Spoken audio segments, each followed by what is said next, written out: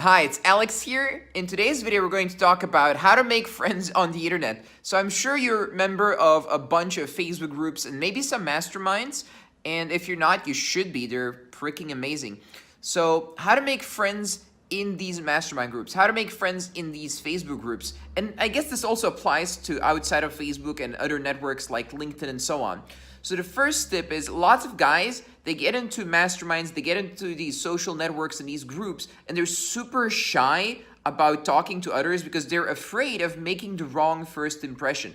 Now, the thing with online versus offline is, offline, maybe we got used to the way high school works, where you make some first impression, that's what sticks with you forever until the end of days, it seems like. Well, online, and especially in Facebook groups and masterminds, it's definitely not like that if they're managed properly. So if you're dealing with adults and business owners and people who are actually doing stuff in their lives, then no such issues really occur that much. So sure, you can develop some reputation for something you said once, but it tends to go away after a while if you provide enough value. If you keep pushing out the value and keep helping people and doing stuff like that, it doesn't really matter what your first impression was as much as for someone who just keeps being an a-hole, basically. So you'll notice in these masterminds, in these groups, and basically everywhere else, people are constantly asking questions.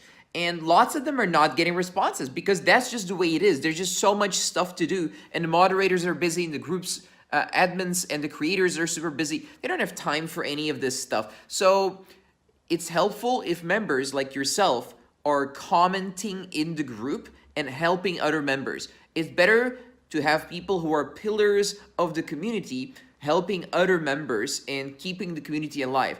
And the rewards for this are huge. It's just like a little village 10,000 years ago. The guy who's doing stuff and helping the community is a very valued member of the community. And this, again, the same thing online. It works, is very, very valuable.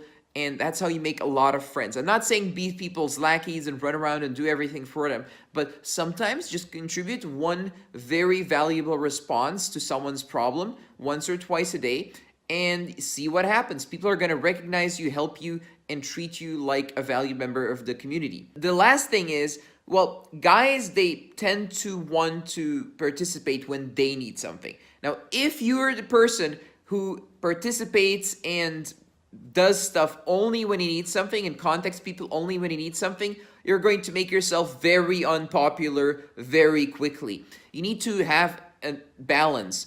And friends of mine, they call it social capital. So build up the social capital, or goodwill, if you will, over a period of time before you ask for stuff. Because once you start asking for stuff, you're using up social capital. And when you're adding value, you're building up social value. And this applies to everyone. Like, I run Facebook groups with 17,500 people. I need to give a lot of value to have social capital. Just running the group by itself and just owning it or whatever doesn't really mean anything. It's how much value are you producing for people and how much change are you creating or helping create in people's lives. That's what people really care about. And anything less than that is basically useless to them, and they'll treat it as such. So that's what I wanted to share with you today.